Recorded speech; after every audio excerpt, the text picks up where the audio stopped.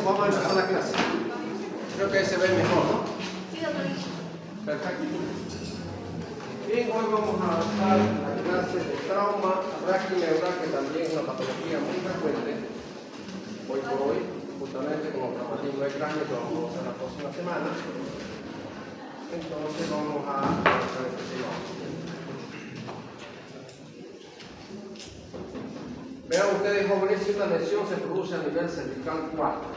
Estamos hablando de trauma raquineural completo, vale decir, por lesión completa de la médula. El paciente va a quedar tetrapléjico, con nivel sensitivo, anestesia del nivel de la lesión hacia abajo, C4, y falta de control esfinteriano. Tres cosas: función motora, función sensitiva hay que valorar, y el control esfinteriano. Si la lesión fuera a nivel torácico 6, vean ustedes, el paciente igual queda tetrapléjico o cuadripléjico, que es lo mismo. Lejía, falta de ausencia de movimiento y fuerza muscular. Anestesia a nivel de la lesión hacia abajo y falta de control de los esfínteres vesical y anal. Si la lesión fuera a nivel del torácico 6, por ejemplo, el paciente va a tener paraplejía, anestesia a nivel de la metámera torácica 6 hacia abajo y falta de control esfinteriano. Si la lesión fuera a nivel de L1, que todavía hay médula espinal a ese nivel, ya que prácticamente es el calcono, igual el paciente va a quedar parapléjico y con nivel sensitivo del nivel de la lesión hacia abajo, anestesia, como vemos en estas imágenes, y falta de control esfinteriano.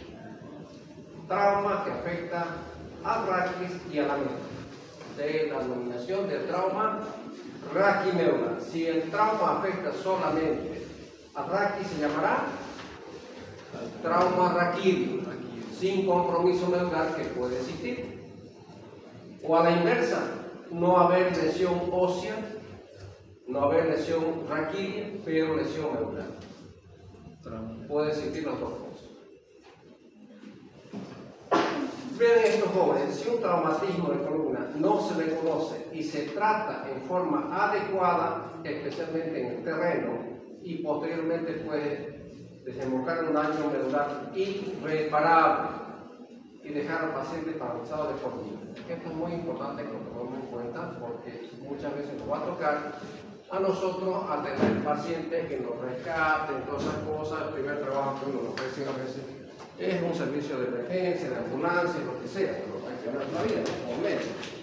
Y bueno, hay que tomar en cuenta todos estos detalles para la atención de este tipo de pacientes que nos va a tocar alguna vez en la vida. Y esto es lo más preocupante todavía, ven ustedes, que menos del 1% de los pacientes tiene recuperación al momento de su alta hospitalaria. El porcentaje de recuperación, aquellos que han tenido un daño medular completo, es mínimo. Ven ustedes, ni el 1%. Entonces eso es mucho más preocupante.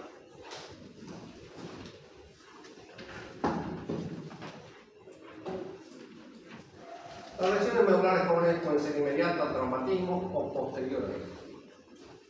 ¿A consecuencia de qué? De una lesión de la columna vertebral, que esté fracturada la columna y el paciente esté sin compromiso neurológico, pero con la movilidad que se va a producir posteriormente, ya sea en el traslado desde el lugar del accidente hasta los centros hospitalarios o dentro del mismo hospital, si no tenemos los cuidados necesarios, vamos a provocar un daño en la médula espinal.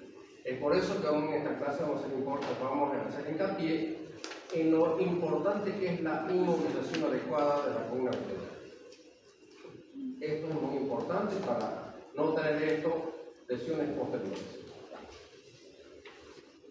Vean ustedes aquí lo que provoca este tipo de patología, un gran impacto económico, porque a veces los pacientes quedan paralizados de por vida, psicológico y emocional, tanto para la víctima como para la familia. Y fíjense ustedes este famoso actor, seguramente algunos lo recordarán, que hizo una famosa película que se llamaba Superman. Exactamente. Vean tuvo la desgracia de caer de un caballo, tuvo un trauma raquineural cervical y quedó tetrapléjico. dice acá, impacta económicamente y emocional tanto a la víctima como a los familiares. Las lesiones vertebrales en la mitad a nivel de la columna cervical, vean ustedes, que es la parte más móvil de la columna. 15% en la columna torácica dorsal, 15% en la columna dorsolumbar, que es la unión como charnela. Cuando hacemos movimiento de flexión o extensión, sentimos ahí a nivel L1, L2, en la unión, cómo se mueve nuestra columna. 15% a nivel de la columna lomosacra, y es mucho más frecuente en personas de edad avanzada porque ya los huesitos están osteoporóticos, inclusive algunos comentan que se han caído de su propia altura y producen un trauma a veces rápido. Cuando sospechamos jóvenes, especialmente asociados a traumatismo de cráneo, cuando vemos contusiones escapulares, lesiones de la columna torácica, hay que tener cuidado. O vemos escoriaciones en el cuello, en el tórax, en el abdomen. Muchos de los pacientes nos van a llegar inconscientes o en coma. Entonces, hay estos pacientes hay que hacer sí o sí estudios para descartar lesiones de la columna. Asociada a los traumatismos craneoencefálicos, casi un 50%. Sobre todo acá en nuestro medio, ¿por qué? Porque no tenemos la costumbre de usar el cinturón de seguridad, los motociclistas no utilizan el famoso casco, protector, el consumo de alcohol y drogas y las altas velocidades que se imprimen, y sobre todo la educación vial que no es buena en nuestro medio. Aquí le pasan, si pudieran pasarlo por encima, de uno lo pasan por cualquier lado, uno se asusta a veces como un auto más chico que el de uno que está ya por un lado, del lado derecho, que no se debe hacer, según las reglas de tránsito, no se debe adelantar por el lado derecho, sino por el lado izquierdo. No se vean ustedes. La columna cervical, ustedes saben que estas lesiones predominan más que todo en los pacientes jóvenes, un 50%, y más en el sexo masculino. Eso es obvio.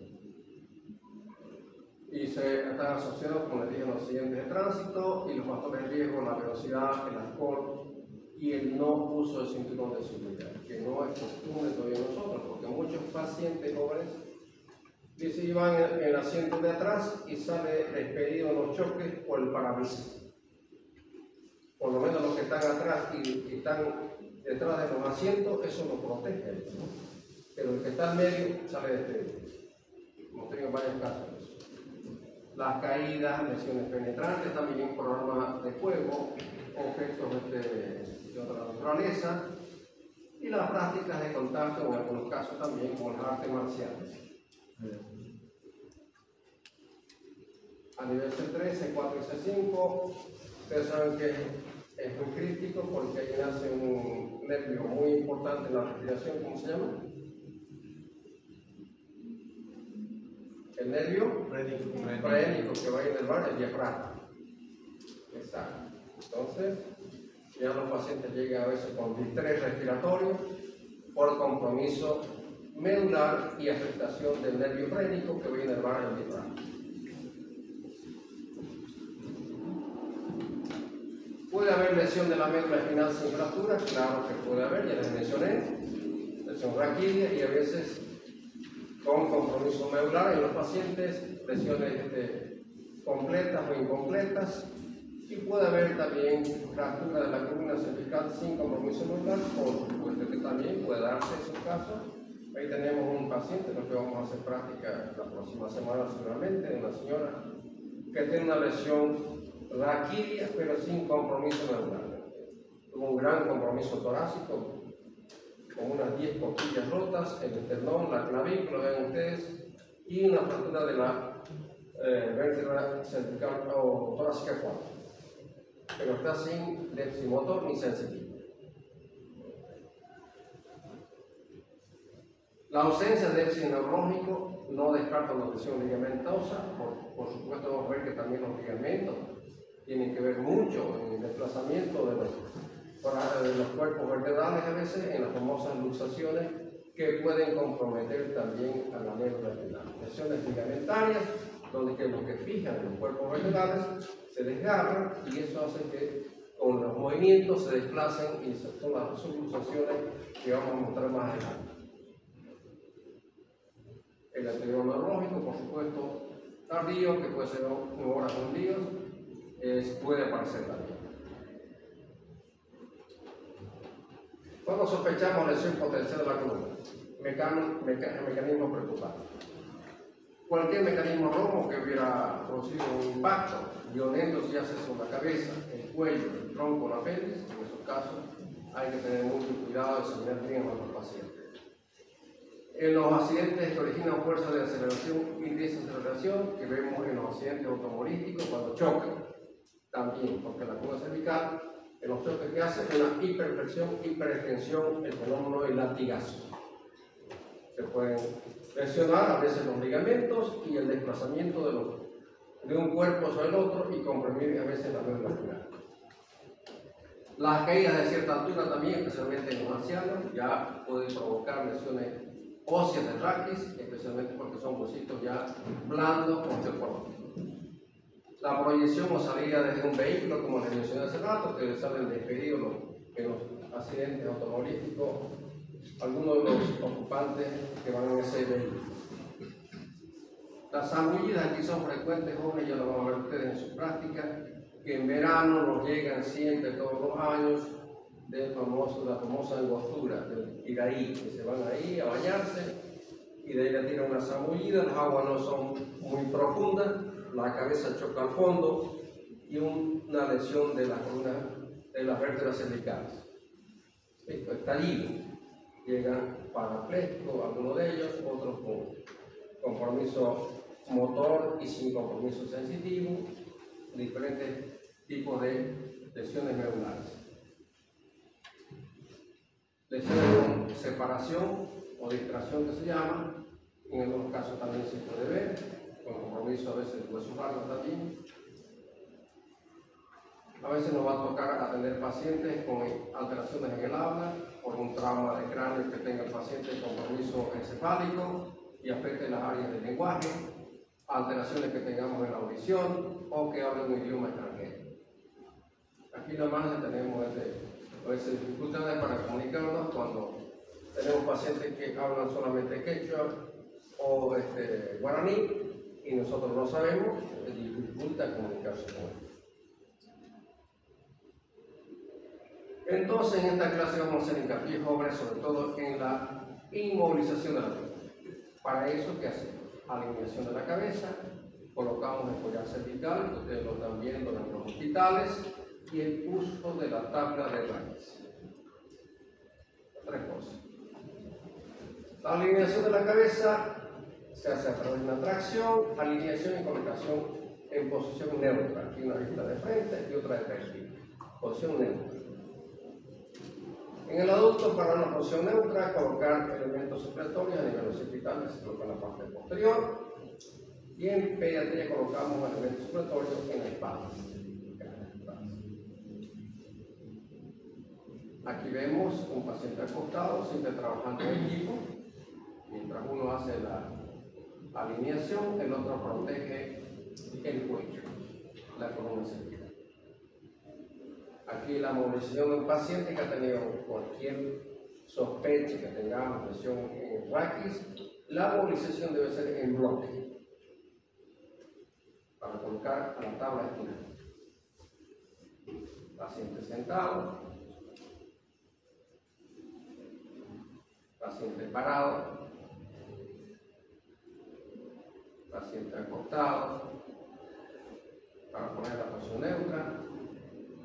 Cuando interrumpimos estas maniobras de alineación, cuando el paciente no tiene resistencia a los movimientos que estamos haciendo, no continúen, paren. Cuando hay espasmo muscular cervical, cuando el paciente dice, doctor, me está doliendo demasiado, o comienza el incremento de deseo neurológico, doctor dice, lo siento que me están adormeciendo mis brazos, mis piernas, se debe parar, no continuar. O compromiso de la vía aérea o la ventilación. Y por supuesto, la evaluación inicial en el hospitalario, el ABCDE, que ustedes ya lo conocen seguramente.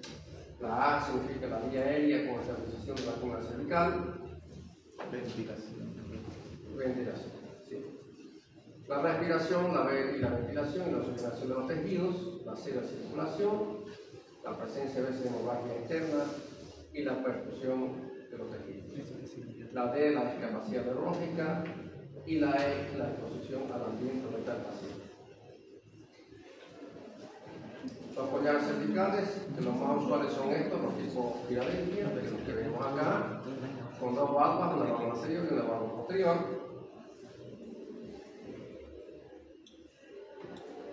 Luego de que hemos abordado a nuestro paciente, la evaluación primaria, que es esa, en el prehospitalario, es cuando colocamos el collar cervical. El objetivo de colocar un collar cervical es que proteja la columna cervical por compresión. Ese es el objetivo, que proteja la columna cervical por compresión. Pero no es una inmovilización total, sino es parcial. ¿Por qué es parcial? Porque solamente protege, para que no lesione, un 90%. Para la extensión, flexión lateral y rotación, apenas un 50%.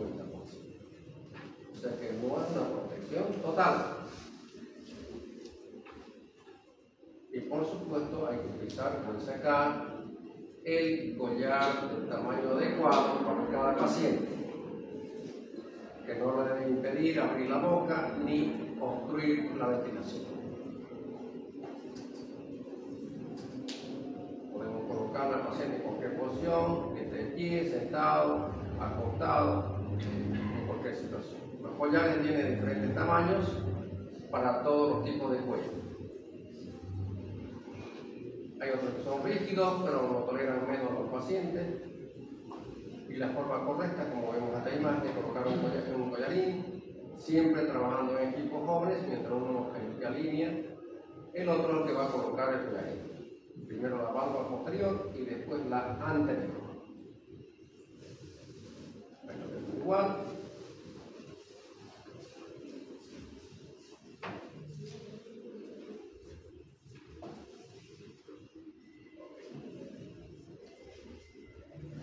La tabla de raquis jóvenes, la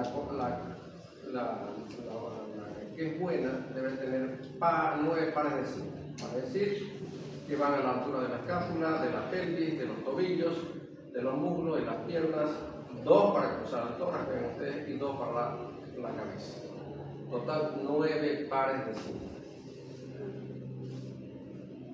Normalmente la que vamos a ver, que estamos acostumbrados ya en nuestro medio, es esta que tiene 3 pares de cinta. 1, 2 y 3.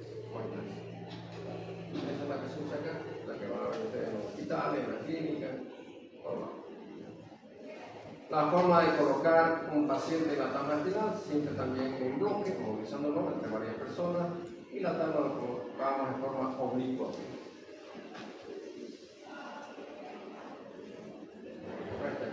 Paciente.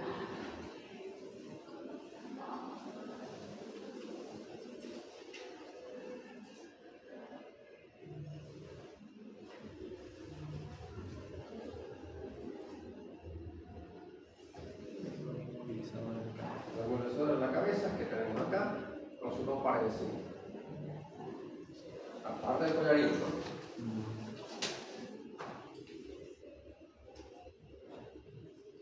y por supuesto, lo ideal es que la tabla espinal sea exacta para el tamaño del paciente, porque no que quede parte del cuerpo fuera de la tabla. Y el trasladado, por supuesto, como se lo puede hacer en una ambulancia, en cualquier otro medio de transporte del servicio sanitario. Se puede colocar la tabla espinal en parado, ven ustedes, si lo va inclinando poco a poco, hasta acostarlo totalmente.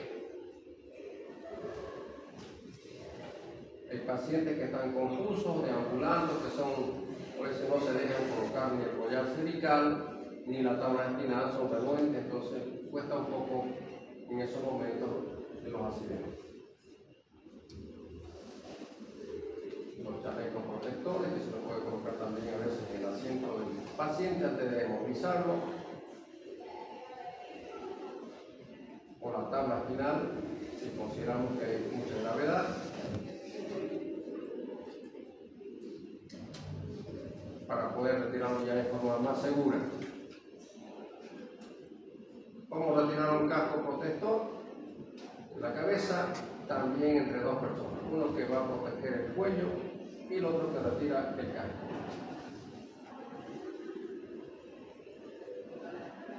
Ahí. Y aquí un repaso breve, jóvenes, una vista anterior de la columna vertebral, la vista de perfil, la vista posterior y aquí el esqueleto humano. Segmento cervical, torácico, lumbar y sacrocoxis. Y lo mismo ven ustedes que entre los cuerpo y cuerpo existen los discos intervertebrales, ahí nos vemos los discos.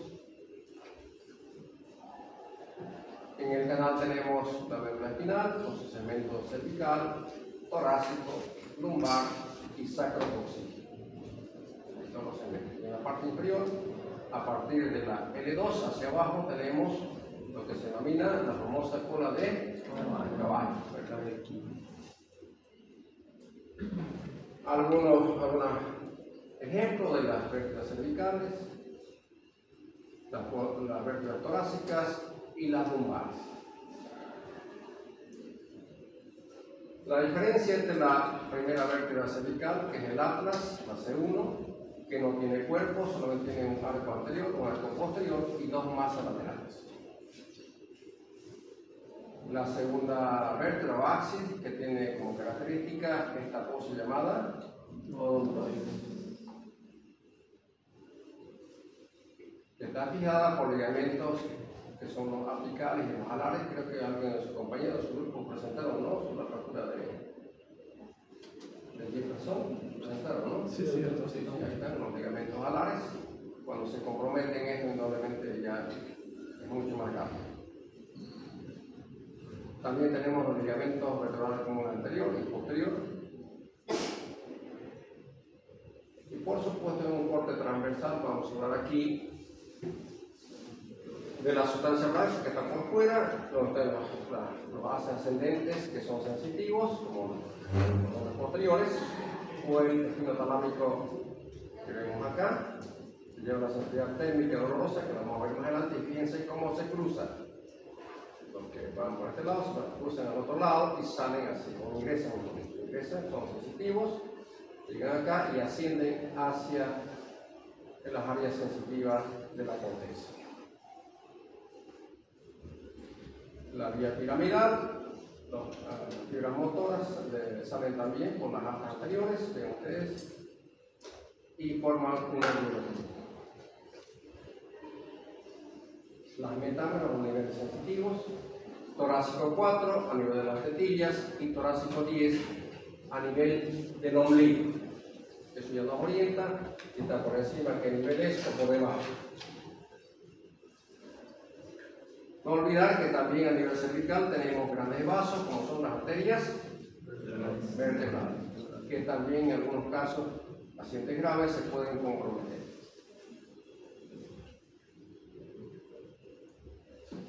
En la fisiopatología joven, los mecanismos traumáticos se pueden producir por hiperflexión de la columna, inclinación lateral brusca o excesiva, hiperextensión, separación o alargamiento excesivo y compresión vertical en las famosas zambullidas, como ya les mencioné.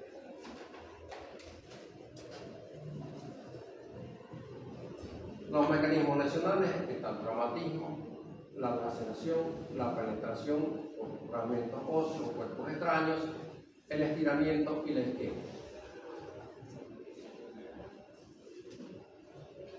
La injuria medular primaria, el trauma penetrante con sección medular muchas veces, trauma contuso con ruptura de la columna y la sección medular también que se puede producir, trauma contuso con fractura de desplazamiento ya sea los huesos o las hernias de los discos, lesión en extensión en ancianos, lesión coronal central que vamos a ver más adelante y daños vasculares de las arterias vertebrales que ya mencionamos y la presencia de hematoma por lesión de estas arterias.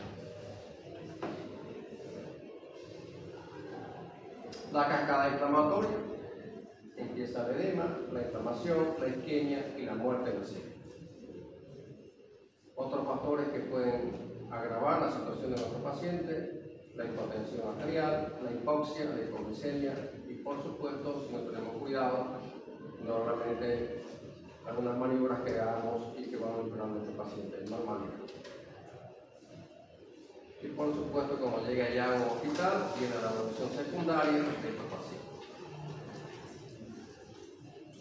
Muchas veces algunos pacientes con compromisos raquimembrares cervicales, como les mencioné a nivel C3, C4, C5, donde se origina el nervio frénico, puede llegar con distrés respiratorio, y estos pacientes, o en el lugar del accidente, que están con distrés, hay que intubarlos. Y para eso ven ustedes como uno de los del equipo médico protege la columna y el otro al intuba.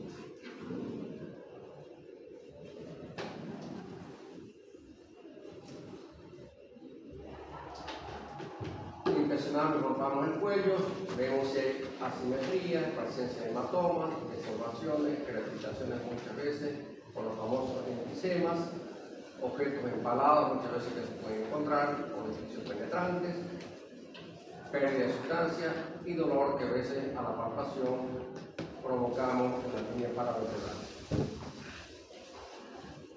La ventilación y la respiración, aquí les mencioné ya del diafragma, que las lesiones medulares de estos niveles C3, C4 y C5 pueden comprometer este músculo importante en la respiración.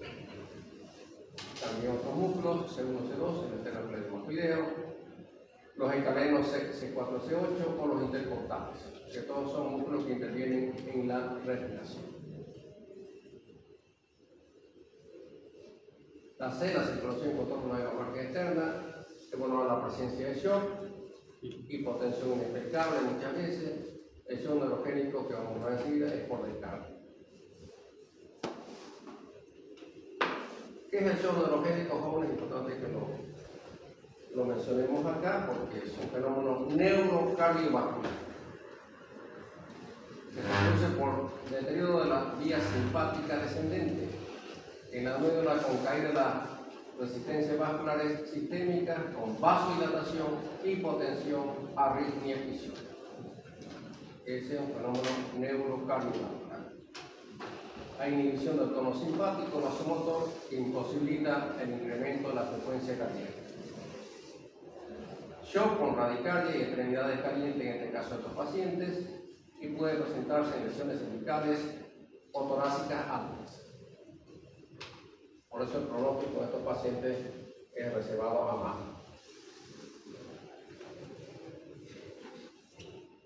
El shock neurogénico, el tratamiento, lo importante aquí es elevar la presión arterial con volumen, con soluciones salinas, pero muchas veces nos pasamos y podemos llegar a provocar un edema agudo del pulmón, que no es desagradable. Lo mejor es en la terapia intensiva utilizar los vasopresores, ya sea dopamina o noradrenalina con bombas de infusión. La atropina se utiliza para la bradicardia sintomática. El déficit neurológico jóvenes, ya sea motor o sensitivo, ahí tenemos la paresia, la plejía, la hipoestesia o la anestesia, en estos casos que se comprometen en otro tipo de pacientes.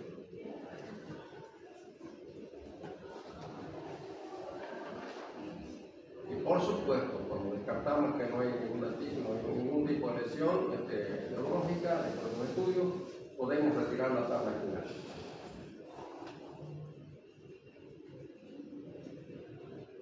Por supuesto, en la clasificación de la Sociedad Americana de Lesión Espinal, que va de la A, la B, la C y la D. Y hay muchas clasificaciones por ese caso, no es la única. La A es una lesión completa con ausencia de función sensitiva y motora, vale decir, anestesia y ¿qué va a ser? Ayúdenme. Si no hay lejía, muy bien. Entonces, ausencia de función sensitiva es la anestesia, no hay función motora, es la lejía. B es una lesión incompleta con preservación de la función sensitiva, pero está comprometida la función motora. C, una lesión incompleta también, con preservación de la función motora por debajo del nivel neurológico, más de la mitad principales por debajo del nivel neurológico y muestra una función de grado 3 sobre 5. Nos mueve, pero no tiene resistencia a la gravedad. D, incompleto, con observación de la función motora por debajo del nivel neurológico, menos la mitad de los núcleos principales, y muestra una función de grado 3 o superior, ya 4. Y E, que es normal. El examen neurológico, jóvenes, es muy fácil hacerlo en un paciente lúcido, interactivo, que nos colabora. Buscamos el nivel sensitivo, ya les mencioné los puntos anatómicos, torácico 4, las tetillas, torácico 10, que nos orientan, puede ser por arriba o por debajo. Entonces ya nos orientamos a qué nivel vamos a pedir. Y la función motora de 0 a 5. Valoramos también el interrectal, que es importante, lo hacemos muy pocas veces, pero en el exterior es obligatorio. Hacerle a todos los pacientes el tacto rectal. Y se tiene que anotar, no es hacerlo. Sección neurológica, vean ustedes una cuadriplegia incompleta, un 41%, casi la mitad de los traumas raquidulares. Cuadriplegia completa, un 16%. Paraplegia completa, un 22%, vean ustedes. Incompleta, un 21%. Vean los porcentajes, que son altos.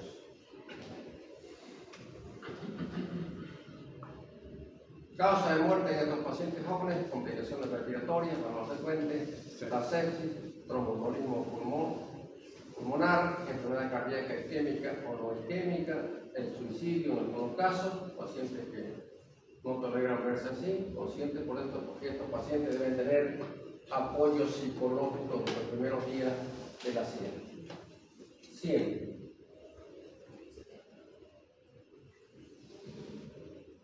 Síndromes medulares, vamos a dar los síndromes que son importantes conocer. El espinal anterior, espinal central, el consecuar y lesiones medulares completas. Y del cono medular que nos ataca. El síndrome espinal anterior, jóvenes, se produce por compromiso de la arteria espinal anterior, que irriga los 2/3 anteriores de la médula, con compromiso de la función motora por debajo de la lesión, la sensibilidad superficial y dolorosa, bilateral por debajo de la lesión también, que van a comprender mejor con esta imagen. Es esta arteria la que se lesiona, porque irriga los 2/3 anteriores de la médula. Por compromiso va a estar comprometida la vía piramidal, provocando una paraplegia del nivel de la lesión hacia abajo, pérdida de sensibilidad para el dolor y la temperatura también de este nivel, pero sí preserva ¿qué es en los cordones posteriores? ¿Qué tipo de sensibilidad? Profunda, consciente y el tacto fino, posición, vibración y tacto. Eso preserva a los pacientes. Si bien no pueden mover un dedo del pie, cuando el examinador le toca, le dice: señor, ¿hacia qué lado le estoy moviendo el dedo? ¿Le mueve para el lado de la cabeza? Dice eso, para el lado de mi cabeza. ¿Le mueve para la izquierda o para la derecha? El paciente se da cuenta perfectamente porque están sanos los cordones posteriores. No fueron lesionados. Solamente la parte anterior de la médula. Pues se llama síndrome medular anterior. ¿Está claro? Sí. Perfecto. El espinal central, como dice acá, se ve en personas de edad avanzada, cuando tienen una columna cervical espondilostrófica, cervical a este nivel, y el paciente muchas veces al salir de una bañera, por poner un ejemplo, se cae, hace una hipertensión en el cuello y provoca una hemorragia en el centro de la médula, aquí a nivel cervical. Veamos esta imagen, vean ustedes que es a nivel cervical. Un coágulo de sangre, digamos así, que está en el centro de la médula, y estos pacientes llegan caminando porque no hay compromiso en los miembros inferiores, pero sí tienen compromiso motor y sensitivo en los miembros superiores.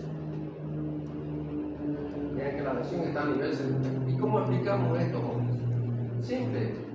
Aquí está la vía piramidal, aquí cerca a la corteza. Están las fibras que descienden hacia los miembros inferiores, no han sido dañadas. En cambio, las centrales que van a ir a los miembros superiores sí están comprometidas. Esa es la explicación anatómica.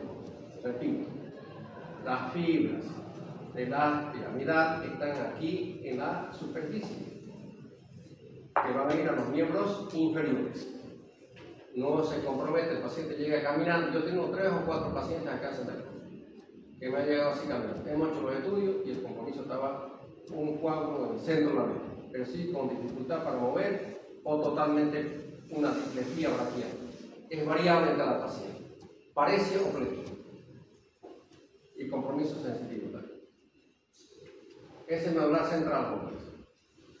Y el Rose-Quartz, también llamado de hemisección de la médula, que es la mitad de la médula la que se compromete al lado derecho o al lado izquierdo. Vamos a ver que hay parálisis motora y pérdida de la proposición y sensibilidad vibratoria del mismo lado y sensibilidad, temperatura y dolor contralateral. ¿Cómo es esto? Vean ustedes, la mitad de la médula.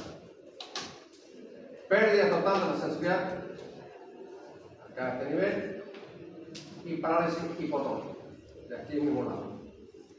El lado contrario es la señal termoalgésica, si bien lo mueve, pero no discrimina dolor ni temperatura del lado contrario. Eso es Rose-Quartz. ¿Por qué se produce? Si se recuerdan ustedes, yo les mostré una imagen, voy a ver a la misma, más bien un corte de la médula. El haz espinotalámico que lleva la sensación de temperatura y dolor se cruzaba. ¿Se acuerdan? Esa es la explicación. Aquí.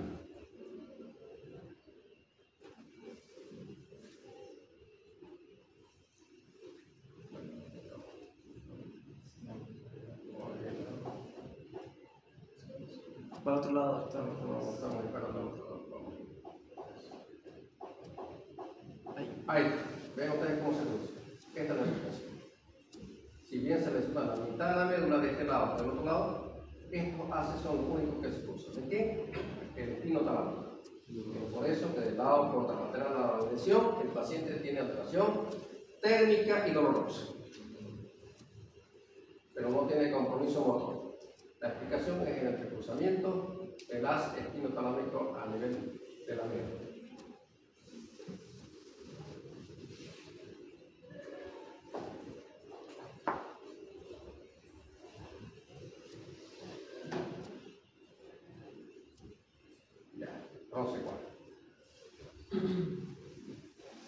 El medular completo, pues jóvenes, pierde todas las funciones de la médula, a cualquier nivel. Función motora, ¿cómo estaría? Lejía. Función sensitiva, y falta de control arterial. Las 3 cosas. Completo, del nivel que sea. Y por supuesto los niveles que mencionábamos, C3, C4 y C5, mucho más delicado para los pacientes porque prácticamente hay compromiso del nervio frénico que inerva el diafragma. Y como dice acá, mal pronóstico para los pacientes. Tenemos un paciente en terapia. Lamentablemente son pacientes jóvenes que llegan. Si tenemos tiempo, seguramente estos pacientes se quedan meses en que lo vamos a ir a ver a terapia. Vamos a entrar para que lo vean. Cuádriple. Así llegan.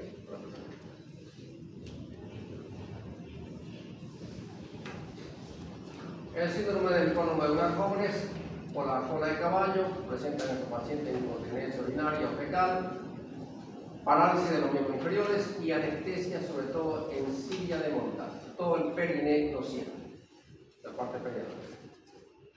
Y disminución o ausencia del tono rectal. Hacemos el tacto rectal.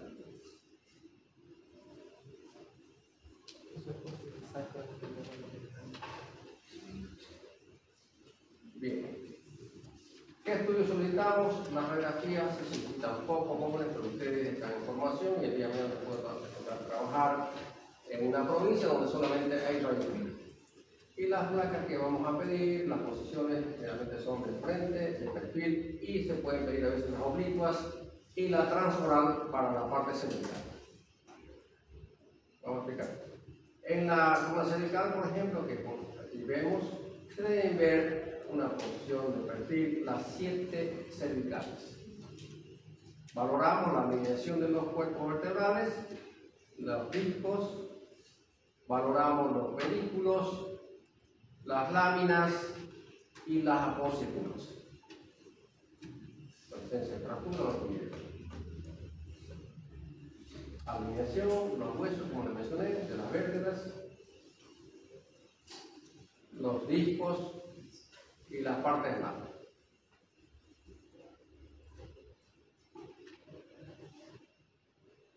Y para ver la posiodontoides, pedimos una RX de columna cervical transoral.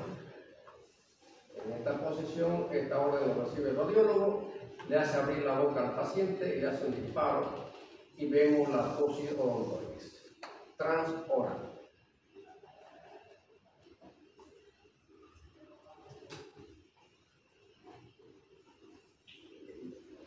¿Qué es lo que más se utiliza hoy por hoy? Tenemos prácticamente como es la tomografía computarizada, que se puede hacer de cualquier nivel y además se le puede pedir con reconstrucción tridimensional para ver en todos los planos. O la resonancia magnética, que normalmente nos ayuda mucho mejor a tener mejor criterio, especialmente de la médula espinal.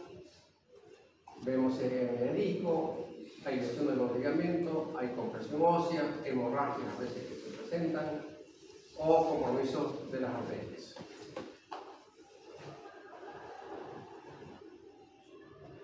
Pues acá valoramos el edema, las contusiones hemorrágicas medulares que pueda haber, o lesiones mixtas. El pronóstico probablemente con edema y contusión es un pronóstico que todavía decimos que se puede mejorar, y un peor pronóstico cuando hay hemorragia.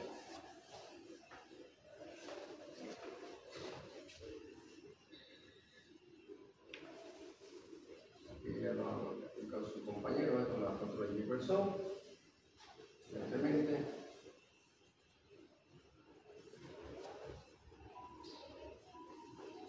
Vamos a ir a mostrar lo que son aquí una fractura de la odontoide de la base, puede ser el cuello o la parte apical.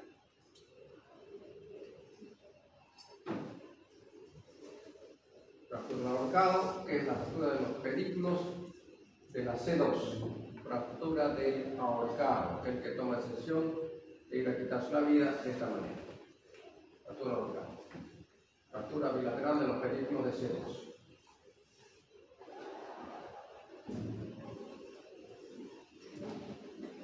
Aquí una fractura en lágrima, que es el desprendimiento, en este caso, del ángulo antero-inferior. Muy doloroso para los pacientes. Una fractura en el estallido de los cuerpos vertebrales que se desplazan hacia atrás, hacia el canal, y van a lesionar la médula, provocando una lesión completa. Las famosas luxaciones se producen, vean ustedes acá, vemos la alineación de los cuerpos vertebrales y aquí están separados. Fíjense, acá como están separados. Esto es un luxación. No hay compromiso óseo. ¿Qué se lesionado aquí? Los ligamentos que lo piden.